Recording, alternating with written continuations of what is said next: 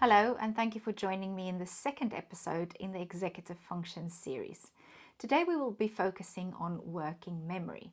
Now, working memory is one of those things that affects most people with learning difficulties. Not all of them, but very often if you have a learning difficulty in some way or another, your working memory may be impacted.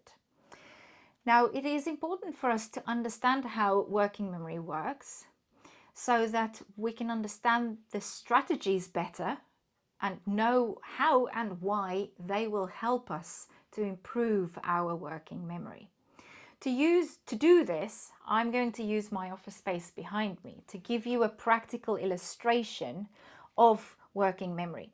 Now, everything I do in this video is a strategy that can also help you to improve your working memory.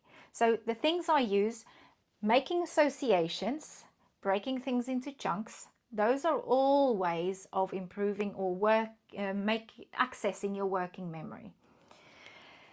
So we receive information through our senses, just like a printer sends us information. So we're going to use the printer as the illustration for senses.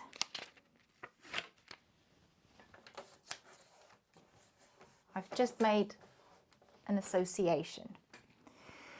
So information then travels from the printer to our working memory, which can be compared to a dry wipe board. So we're going to call that working memory. Writing and saying things aloud is another strategy that really helps to improve working memory. Now, most people have got quite a decent space, working memory, or area to work and process new information. However, if you have a learning difficulty, very often this is all you've got to work with. So here we can see that your capacity for processing that information or dealing with lots of information at one time is reduced. The working memory is not a big space to begin with, but with the difficulty, it's reduced even further. Now, when we receive information from our senses, we've got to process that in a way that we can then store it in our filing system called our long-term memory. So I'm making associations, I'm saying things aloud as I write them, and I'm using colorful sticky notes that can help me to process and remember things better. Now, to deal with all of this information on this space, I will need to be able to chunk this information into small, manageable bits that I can use. I'm not going to try and rewrite all of this. I'm not going to write down a lot of things. I need to pick out certain keywords. And on those keywords, I'm going to have to make an association that will help me to remember what this keyword is for. So when I look for a keyword, I need to find something. When I read a passage, I need to find something that will give me the core information, if that's the only thing that I take away from it. So new knowledge, I'm going to call this new knowledge.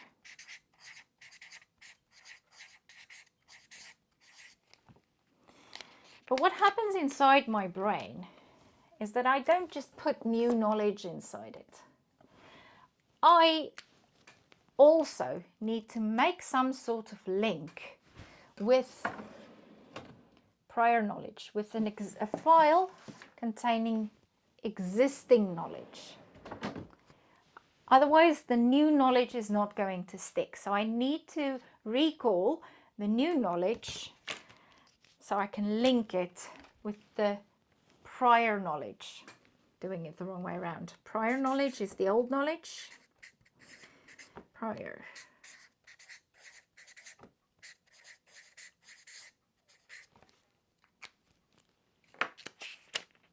Now, the most effective way to do this is to, before you start reading, before you work, to actually get that file out.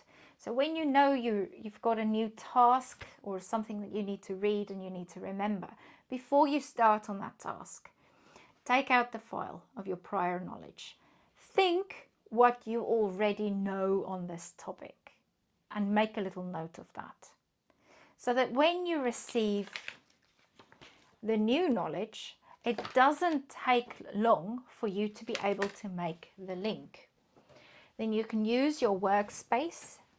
Now this happens instantaneously in your brain, but you need to make that link, and then you need to rewrite this in a sentence that you understand. What did you take from this? What did you learn from this? So either saying it aloud or writing it down, you can then create a new file with the new knowledge linked to the prior knowledge that you can then file away in your long-term memory. But hang on, it doesn't just work like that. You've got to rehearse it a few times. So you've got to practice it and you've got to read it again and again.